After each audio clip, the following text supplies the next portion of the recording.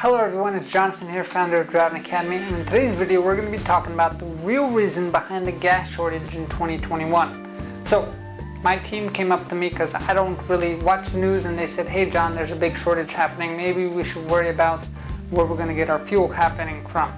Where we're going to get our fuel from, because it could affect us. So then I started researching a little bit more, and I found out that there's actually a gas shortage happening in different parts of the country.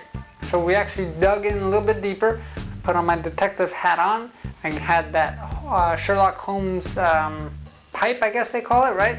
And I started snooping around with my magnifying glass as well.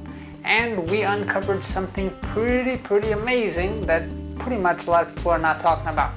One of the things that we uncovered is one of the main reasons for this gas shortage is not because all of a sudden we're running out of gas. It's not because all of a sudden the refineries are on strike or anything like that.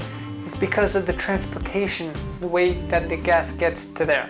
So apparently there's been this pipeline that was shut down and everything was kind of locked up, which means once that form of transportation was shut down, the only way to get the gas or the fuel to those fuel stations would be by truck. Now unfortunately, if you haven't heard already, there's a huge CDL driver shortage. Now, there's even a bigger shortage when it comes to tanker drivers and tanker trucks.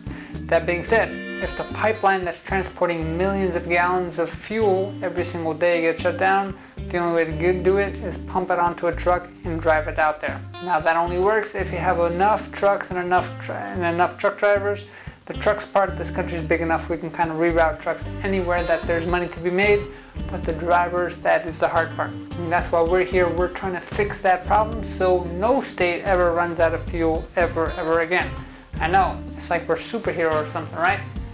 But we're just our everyday people, just like you and me. It's been kind of crazy, but here at Driving Academy, we're trying to fix that.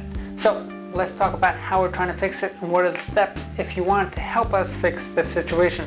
So the best way to fix this situation is to create more drivers, more qualified drivers, so they can service the entire country, whether it's working for a gas refinery transporting fuel, or whether it's just working for somebody else. The latest statistics out there, there's getting close to 200,000 driver shortage, which means now is the best time to get your CDL license, because finding a job is going to be so simple.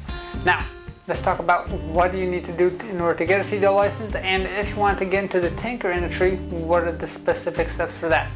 So to get a normal CDL license, that means you could drive any kind of Class A vehicle, which means you could drive tractor trailers and box trucks itself. Now, in order to do that, there's pretty much two steps like I said. First, have to pass 3 different written exams to get yourself a CDL permit, which is general knowledge, air brakes, and combination vehicle.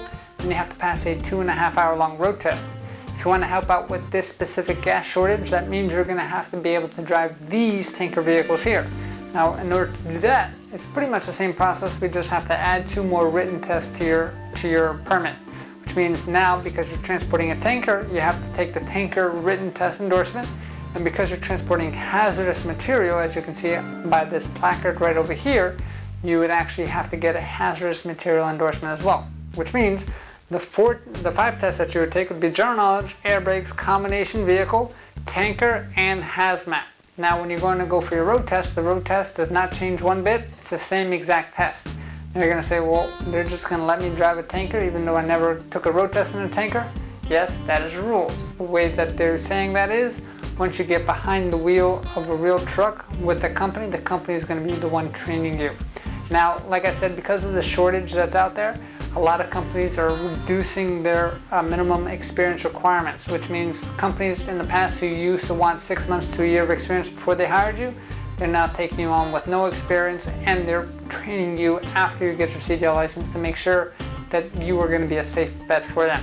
So if you have any questions about getting a CDL license, or if you want to, don't miss out on the gold rush of actually getting and walking away with your CDL, give us a call 908-525-3609, or check out our virtual school tour at cdldrivingacademy.com/tour, cdldrivingacademy.com/tour.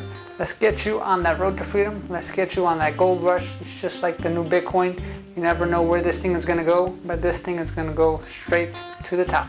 So give us a call 908-525-3609, or check out our virtual school tour at cdldrivingacademy.com/tour, cdldrivingacademy.com/tour. Thanks. Have a great day.